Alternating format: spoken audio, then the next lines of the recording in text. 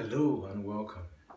In this video, we want to look at how we can add and subtract radicals or surds. Now, we're going to use these two questions here to explain how we can add and subtract radicals.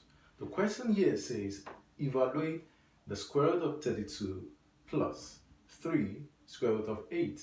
Now, when we want to do this, I want us to be very cautious about how we choose our factors here. Okay, so if you want to choose your factor, always ensure that you look out for perfect squares as well as a common factor for the radicals that are given in this expression here. Okay, so if I look at 32 and I look at 8, of course there's a common factor here. What is that common factor? The common factor is 2. Okay, however, we have other common factors, but we just need two numbers such that when we multiply them, they would result in a perfect square and also a common factor. So I can look at 32 right here and rewrite 32 as 16 times 2. Okay, now 16 is a perfect square and we also have 2 here, okay, which also gives us, in this case, if I already have 2 in mind, then the other factor is going to be 4, which is a perfect square. Okay, so I have, this is 2, this is 2 right here. So this is almost done. Now I can rewrite what I have here. I can simplify further, okay, and I would have, of course, 4 square root of 2. 16 is a perfect square and the square root of 16 is 4. Mind you, our additional sign, you shouldn't skip that because we are adding in this case. So here I have 3, okay, and the square root of 4 is 2, okay. Mind you, this is a multiplication sign here, don't forget that, and I have 2 and this is square root of 2. Finally, I can simplify what I have here and I will have 4 square root 2 plus.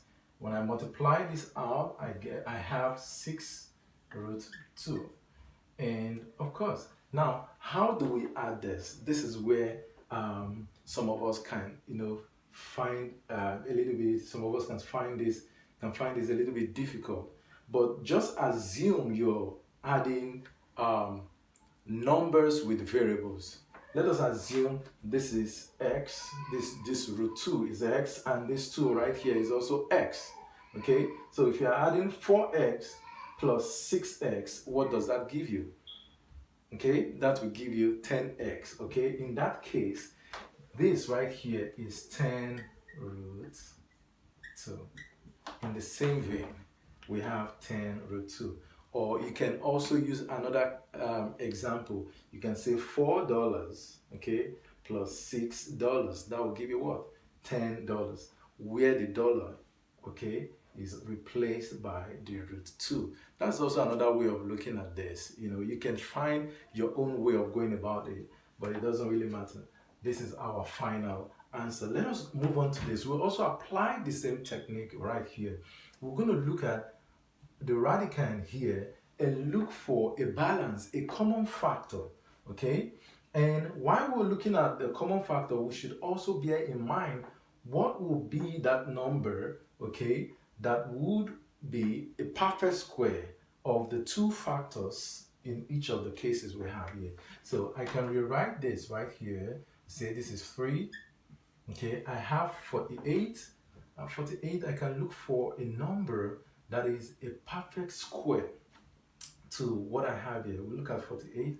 Okay, what would that number be? What number can I multiply, with the other number, the other factor, and it's going to give me 48. While one of the factor is a perfect square and the other might not be a perfect square, but it should be a common factor to what I have here. Okay, if I look at it very well, I can figure out something. 3, right? 3 is a common factor, is a common ground in all the radicands that I have here. So if I have 3 as a common factor, now what number will I multiply to 3 and it's going to give me 48? What do you think? 3 and it's going to give me 48. I think that would be 16. So I have 16 times 3 here.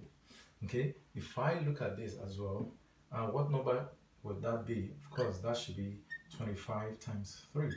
See, now I'm having a common factor as well as a perfect square. You know, I apply the same methodology here, and I'm going to have what this is should give me 4 times 3. Okay, I'm going to, you know, be a little bit fast in doing all this. This is going to give me square root of 16. That should give me 4. So I have this times 4 root 3. Over to this, I have square root of 25, sorry, that gives me 5. I have 5 roots 3.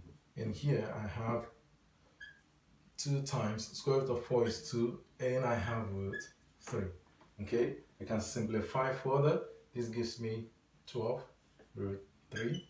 Okay, and minus 5 root 3, and I have 4 root 3. So applying the principle of order of operation, I can go whichever way it is from left to right. So I have, this is 12 minus 5, that gives me 7, then 7 plus 4, that is 11. And remember, we have the common factor here, which is root 3. So my final answer is 11 root 3. I hope this is clear enough.